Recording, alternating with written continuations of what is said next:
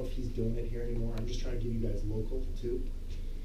He's brilliant as well. But muscle activation is how I run my screening assessment now. And you guys can send me that. So essentially what you're doing is a comparative assessment of mobility from right to left. So you do upper extremities, lower extremities, and trunk and spine. But it's a lot.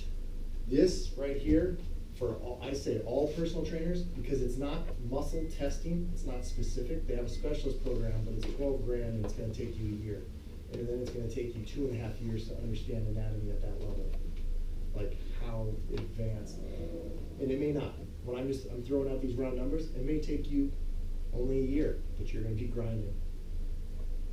Or you're a hell of a lot smarter than I am, which isn't that hard. I'm not setting the bar that high, you guys. So maybe you guys can rip it out in a year. But the Jump Start is a 3-month program. And really what it goes through is teaching you isometrics. And an isometric is something as a personal trainer you can do on the floor, on the fly. That goes a long ways. All this is based around is afferent and afferent, efferent, afferent signaling. So if you do a positional test and the person tests weak, there's a reason for that.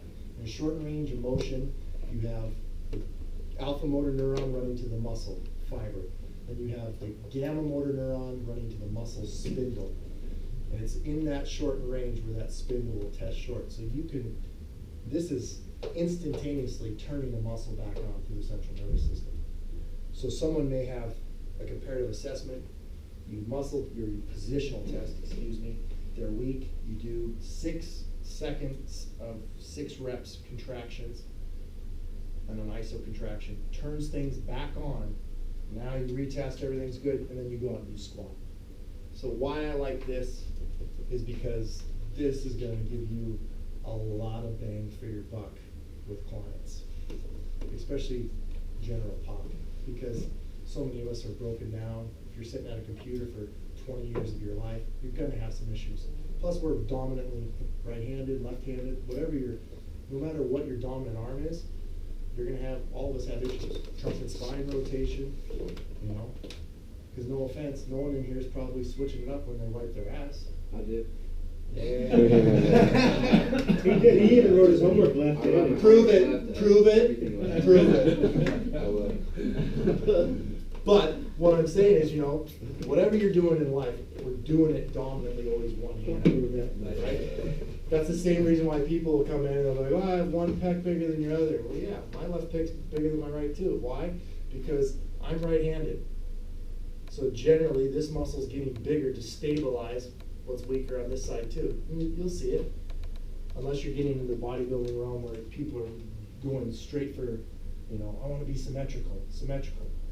But I can promise you this, you name me an athlete, any athlete that's symmetrical other than a composition athlete, they're going to have weaknesses. I've never seen a professional or a collegiate athlete that's symmetrical. And, I mean, you can be strong and powerful and perform, or you can have more symmetrics. But what about track running? No. You're always going to have a dominant leg, right? Rear-wheel drive, if you think about it. And I'm talking at that level, you know, it could be small. But when you see it, we're not going to, if we get really close, like, oh, look at these individuals on scaps raised, or, you know, look at baseball pitchers, right? Of course, yeah. Obviously, right? Because you have internal and external rotation, and you're going to have that dominant arm. Same with any throwing sport, overhead sport, shot put, discus, hammer. Rotation's always on the same side. Basketball, as a basketball player, you know, you're going to build up on one side. This is a question relating to that. Yeah. For athletes, would you, like, say a baseball player who is right-handed predominantly, swings, you know, takes thousands of reps, swinging from the right side, rotating to the left. Right. When you train someone like that, do you try and train them to, like, let's say with like medicine balls rotating to the right, or do you just allow, you know, do you try and make them symmetrical, or do you try and just make them more efficient at being asymmetrical? I would say pick the latter. You know, you sort of already answered your question. So just, you know, give yourself, the issue is we're not trying to take away from it. We want the individual strong, but if there's problems or issues, the real answer is it depends. If that athlete is having some injuries, overuse injuries, or if they have some lagging body parts or some things that are nagging them, but we also gotta ask where they're at, right, on the spectrum.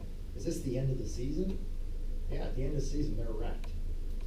That's the other problem with working with athletes. When you get them, it's not, you're never talking about the sport, you're never having a great time, you're really just trying to fix all the imbalances from the sport. And sport is not about health, right? At the end of the day, sport's about winning, it's about competition.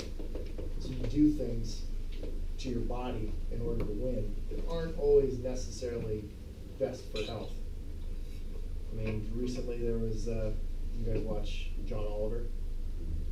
Interesting with all the WWE wrestlers, you know, and looking at all the deaths and everything, that people were, you know, dying in their 50s. Well, those individuals are on a ton of gear. And you're traveling the world, you have 200 plus shows or 200 plus days, and your body takes a beating. And your guys' body's gonna take a beating too. Mine has. We can talk about that as well. So love yourselves. That sounds like some BS. I'm like, oh, very, but be good to yourself. Make sure you set yourself up and have time. You know, give yourself time every day for yourself. And I'm not talking just training. I'm talking about an hour to downtime. Go for a walk. Nothing's plugged in. No music. No rage against the machine. Just screaming in your ears. Just spend a little time on yourself. Whether meditation, whether it's, you know, friends, family. Make sure you protect your own time too, because in the beginning it can get away from you. I speak very, very highly from serious experience on that. Prior to my wife, I was silly, I was stupid, because there was just money, money, money, and I would work 16-hour days. And I started crushing myself, my health, you know, lack of sleep. Oh, no, I can train through this. No, you can't, dude. You're 40 years old. What am I chasing at 40? Better start chasing health. You know? Clout. What's that? Clout. Yeah, that helps too. Have just a little, not too much of it. But, so yeah, I mean, you're going to get that athlete, and I'm going to go out on a limb and say you're probably, because we also don't want to deter from the fact that that range is good for them, right? That rotation. And you have rotational slings. There's a really good book on rotational slings too, because you can also be doing some myofascial work with them. I'm all for you guys doing that as a trainer too, as long as it's your wheelhouse. You know, you can do some myofascial stuff. You guys already, I think, Thomas Myers, Anatomy Trains. Have you, anyone? No? That book? Okay, get that book. It's expensive, not as expensive as this course, probably like 70 some bucks. But that book's all about myofascial meridians. What is it called? Sorry? Anatomy Trains. And I think now it's the new one's the 4th edition. Really good book. Yeah, it's kind of like I told him, like, how some muscles